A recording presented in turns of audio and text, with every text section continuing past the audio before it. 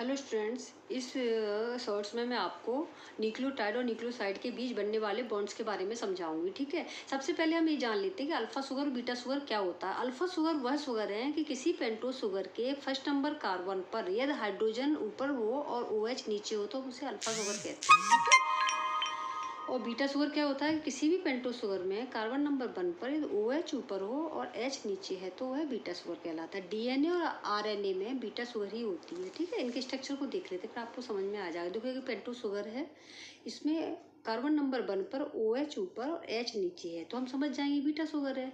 तो ये किसकी है, DNA की। DNA और RNA में डिफरेंस क्या होता है, कार्बन नंबर 2 पर DNA में एक ऑक्सीजन की कमी होती है। ठीक है, तो इसका फॉर्मूला बन जाता है C5H10O4।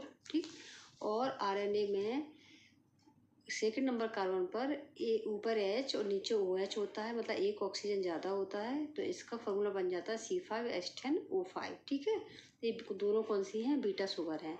अब हम इनके बॉन्ड्स के बारे में बात कर लेते हैं। न्यूक्लियोसाइड में कौन सा बॉन्ड होता है, न्यूक्लियोटाइड में कौन सा बॉन्ड होता है। देखो, न्यूक्लियोसाइड हमने पहले बताया था फर्स्ट शॉर्ट में कि न्यूक्लियोसाइड किससे बनता है, जब किसी राइबोज शुगर या डिऑक्सी राइबोज शुगर से कोई नाइट्रोजन बेस जुड़ जाता है तो हम उसको न्यूक्लियोसाइड कहते हैं। तो ये क्या है, राइबोज शुगर है। ठीक है, कौन सी राइबोज शुगर है, बीटा शुगर है। इससे जब नाइट्रोजन बेस कार्बन नंबर 1 पर OH को रिप्लेस करके खुद जुड़ जाता है तो उसे हम क्या कहते हैं, न्यूक्लियोसाइड कहते हैं। और यहाँ पर जो बॉन्ड का फॉर्मेशन होता है वो N ग्लाइकोसाइडिक बॉन्ड होता है।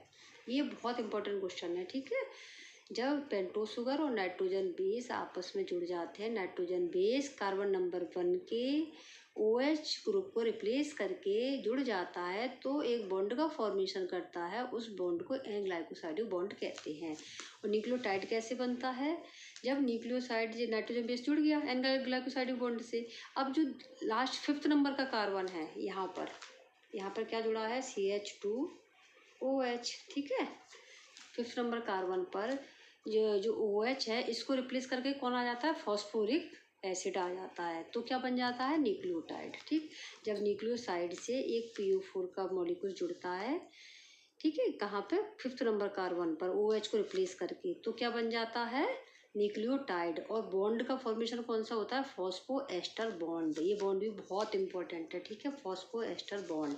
तो न्यूक्लियोसाइड में कौन सा बनता है, 1 N ग्लाइकोसाइडिक बॉन्ड होता है और न्यूक्लियोटाइड में एक N ग्लाइकोसाइडिक बॉन्ड और एक फॉस्फो एस्टर बॉन्ड होता है। ठीक है,